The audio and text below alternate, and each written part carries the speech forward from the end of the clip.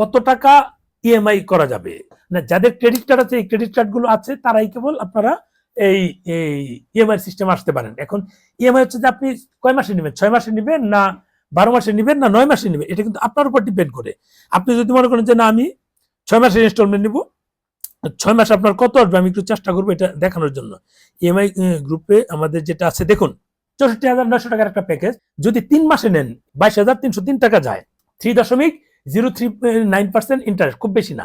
3 মাসে যদি দেন আপনার 65,000 টাকায় দিতে হবে 66,900 টাকা, 909 টাকা, 66,909 টাকা দিতে 65,000 টাকায় 1,900 টাকা অতিরিক্ত যাচ্ছে এখানে। 6 মাসে নেন আপনাকে দিতে হবে 11,327 টাকা, অর্থাৎ 68,318 সামথিং, সেটা 4.71% ইন্টারেস্ট আসবে যদি 6 মাসে নেন।